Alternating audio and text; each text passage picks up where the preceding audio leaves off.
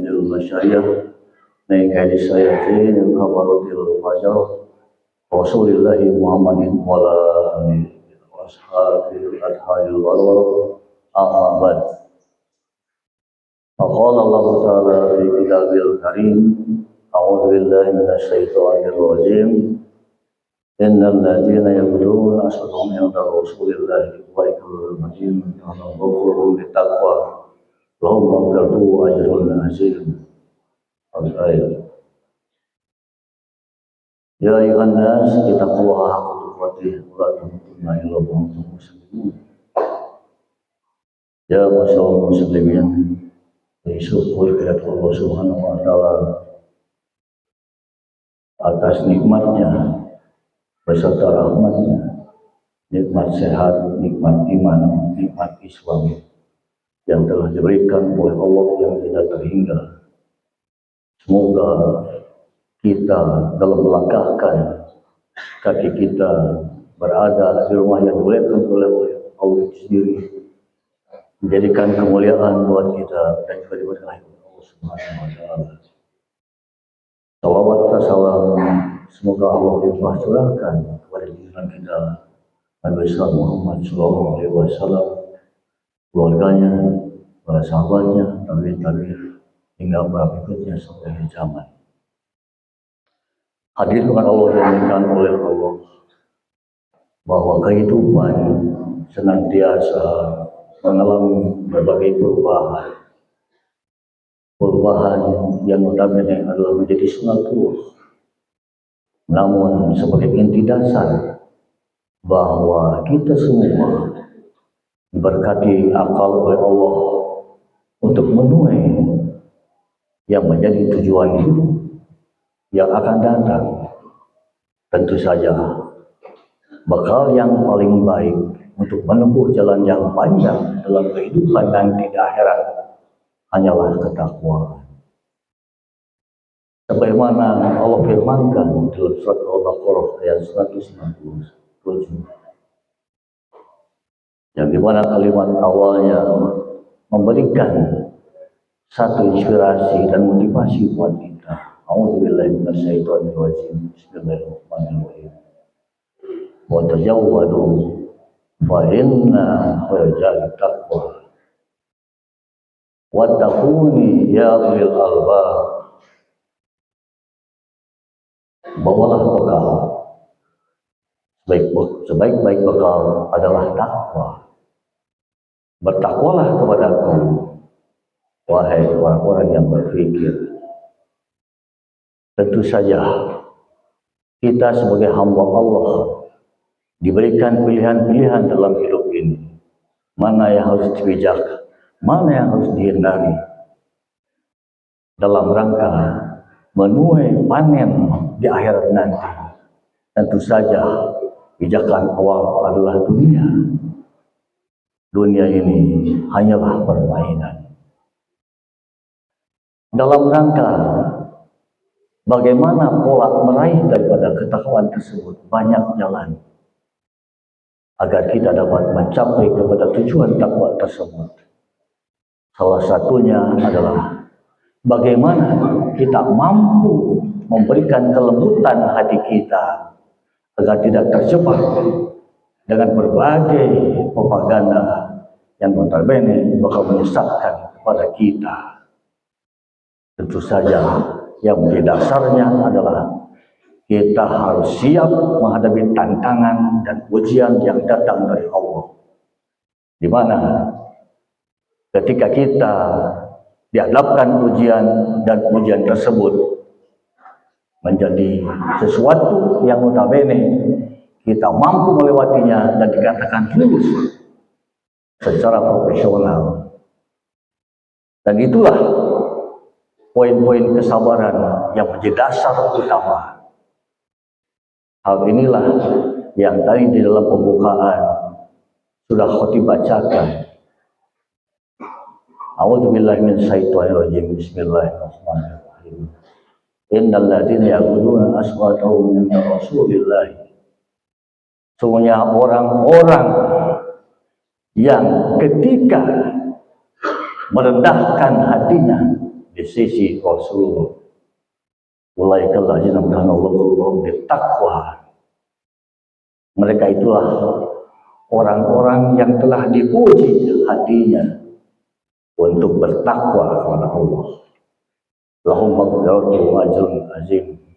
Mereka itulah orang-orang yang mendapatkan ampunan, dan juga mereka itulah yang mendapatkan pahala yang besar. Hadirin dengan Allah yang dimuliakan oleh Allah, tentu saja sudah bisa kita gambarkan bahwa poin takwa tidaklah sembarangan orang bisa memilikinya. Inilah ketakwaan tersebut hanya bisa dimiliki oleh orang-orang yang Allah istimewakan, dan inilah pilihan Allah. Intinya adalah siapa saja yang memiliki watak dan sikap khusyuk kepada Allah dan kepada Rasulnya, insya Allah itulah bagian daripada ketakwaan. Dalam surat Al-Quran yang lainnya, Allah sudah memberikan gambaran bagaimana sosok manusia sebagai muslim yang taat kepada Allah dan kepada Rasulnya, hindari hal-hal yang bernuansa berburuk sangka kepada Allah. Inna ba'da zanni ismun. Sesungguhnya berburuk sangka itu adalah dosa. Maka dengan demikian, indikasi sosok manusia masuk kepada ranah takwa, yakni berkhusyuk kepada Allah Subhanahu wa taala dan juga berkhusyuk kepada Rasulullah SAW.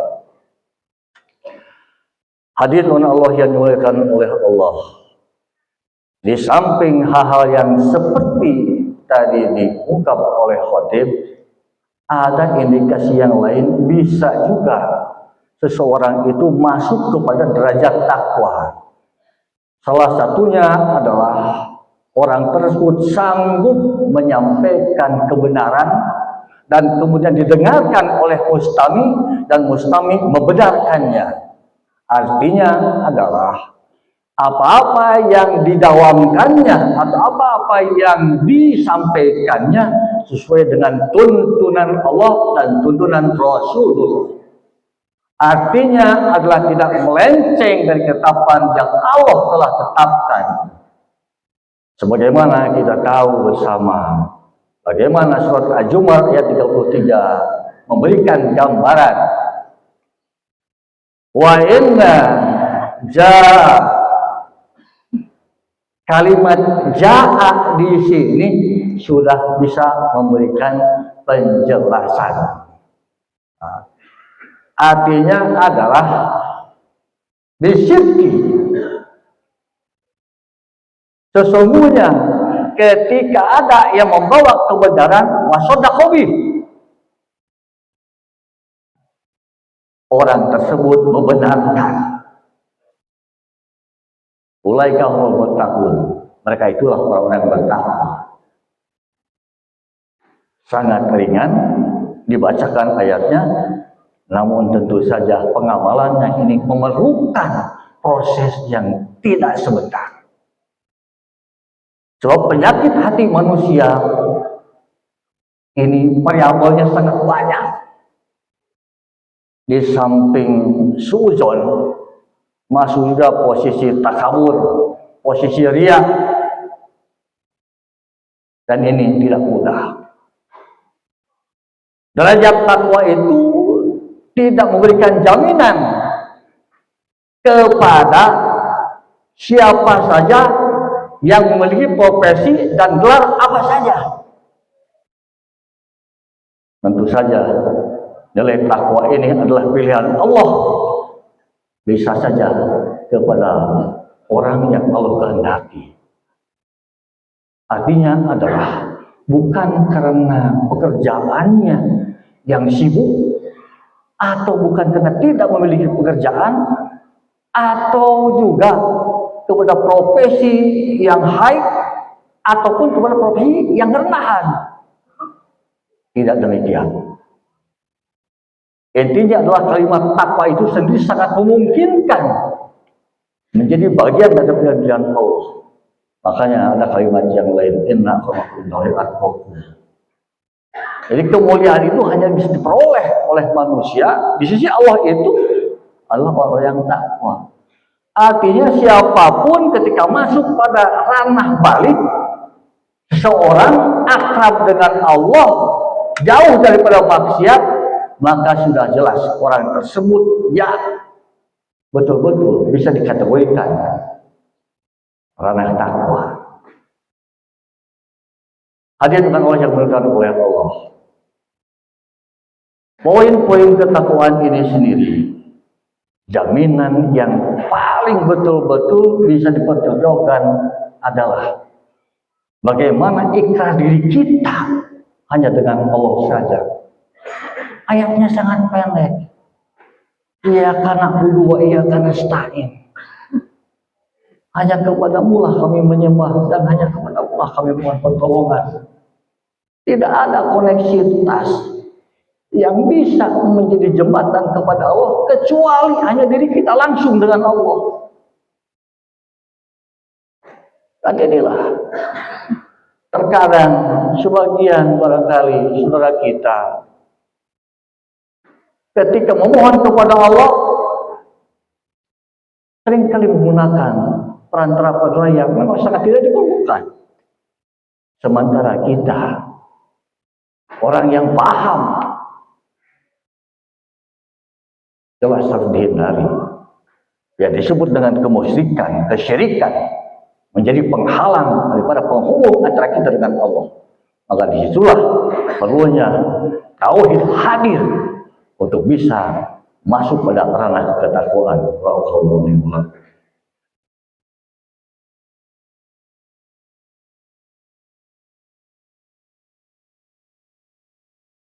Alhamdulillahilladzi arsala rasulahu bil huda wa dinil haqq yudhhirahu 'ala dini kullihi wa kafa billahi shahida. Asyhadu an la ilaha illallah wahdahu la syarika lah wa asyhadu anna Muhammadan abduhu wa rasuluh. Ittaqullaha haqqa tuqatih wa la tamutunna illa wa antum muslimun. Hadirin undangan Allah dimuliakan oleh Allah. Imam Maliki sudah mengajarkan kepada kita kriteria seperti apa kira-kira yang masuk pada wilayah takwa. Yang pertama adalah waradiyah bil qada.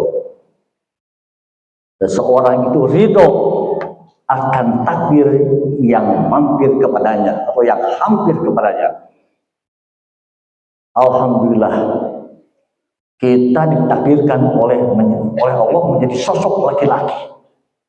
Maka sangat mungkin kita bersyukur atas jelas jenis kelamin yang diberikan oleh Allah bahwa kita sebagai laki-laki.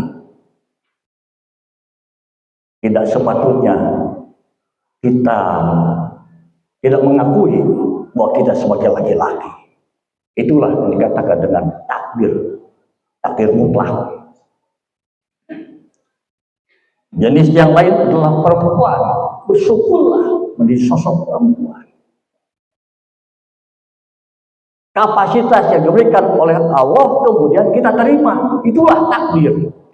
Dan kita terima. Kriteria yang kedua menurut Imam Maliki adalah wasabarullah. Ketika ditimpa musibah, dia mampu melakukan kesabaran. Artinya Allah sabar di sini bukan diam. Tetapi sabar di sini ikhtiar, dinamis, terus berinovasi, terus berkreasi, tidak pasrah begitu saja, menyerah, tidak berdaya, bukan begitu. Rintangan apapun dia hadapi, ketika musibah itu datang, dia sanggup melewatinya. Kriteria yang ketiga adalah wasakal ala na'mah. Bersyukur atas apa yang datang dari pemberian Allah. Apakah rezeki, apakah jodoh, apakah usia, alhamdulillah kita terima. Berapapun rezeki yang kita dapatkan, apakah sosok profesi pedagang, ataupun pekerja, ataupun profesi yang lainnya, tentu saja harus kita terima bahwa itu adalah pemberian Allah. Dan itu sebagai amanah. Maka dengan demikian, orang yang bersyukur itu tidak pernah berkhianat. Kemudian, kriteria yang keempat adalah wasaduqu lisan. Orang bisa masuk kepada ranah takwa itu salah satunya adalah berkata dengan jujur. Jujur bahwa diri kita itu lemah. Jujur bahwa diri kita itu banyak salah. Jujur bahwa diri kita itu memiliki ketidakmampuan sementara lain mampu. Dan kita juga tidak pernah menyerah juga. Tetapi kita itu sendiri dalam rangka bagaimana bermuhasabah terhadap diri kita bahwa kapasiti kita itu seperti itulah. Maka muncullah di situ perbaikan-perbaikan. Hadirin Allah yang dimuliakan oleh Allah, sekarang ini yang paling sulit adalah mencari dan mendapatkan orang yang jujur. Tidak mudah.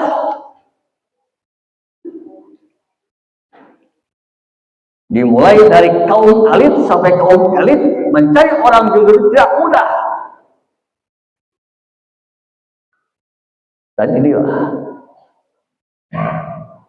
sesuatu yang menjadi fenomena di negeri kita, barangkali bisa lihat bersama. Mencari orang yang jujur tidak mudah. Ini pertanda krisis moral.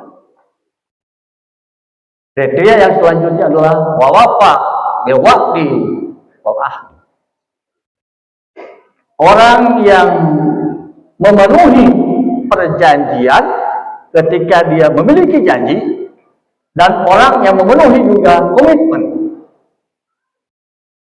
Siapa saja yang sudah pernah melakukan perjanjian dalam ranahnya adalah ranah maslahat, ataupun komitmen maslahat, maka sangat mungkin jika ingin dikategorikan sosok yang takwa, dia harus memenuhinya.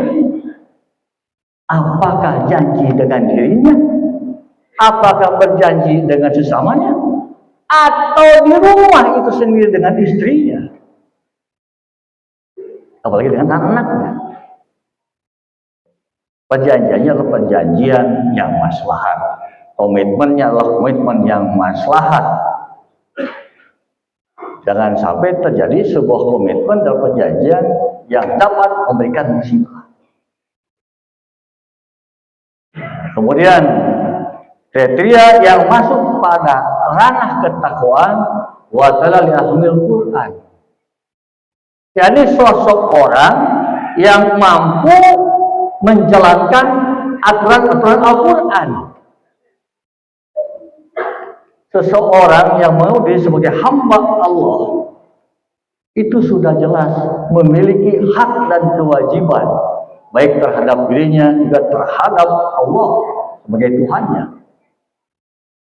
Maka sangat jelas sebagai umat Islam sudah barang tentu bahwa hak kita adalah memperoleh apa yang menjadi reward yang akan diberikan oleh Allah kepada kita tatkala kita menunaikan amal soleh.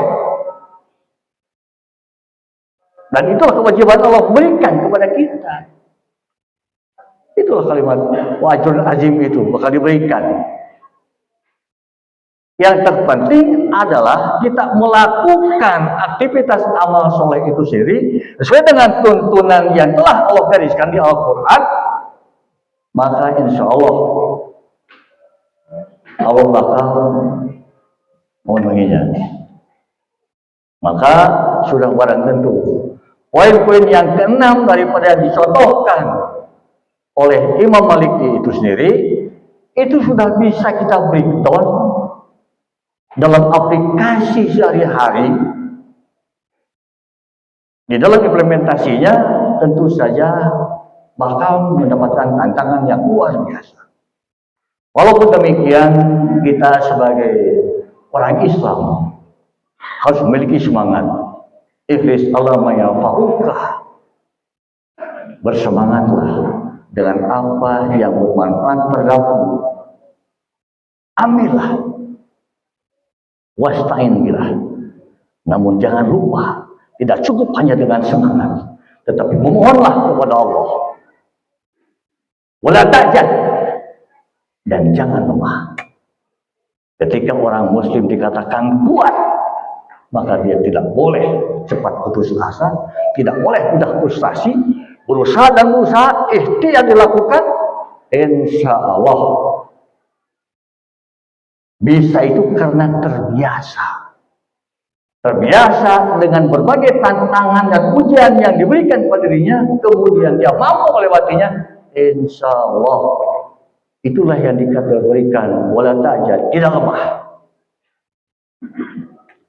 Hadirin bukan Allah yang dimuliakan oleh Allah, barangkali bisa tarik kesimpulan bahwa hari ini kita sudah mengadakan janjian dengan Allah beribadah pada hari Jumat ini di Masjid Mujahidin yang dimuliakan oleh Allah ini sendiri, tak lain dan tak bukan adalah untuk menetapkan, mengokohkan diri kita untuk melakukan dalam melewati kehidupan agar kita bisa lebih baik ke depannya. Insya Allah dari mulai sekarang ketika kita ahli maksiat, maka berhentilah maksiat.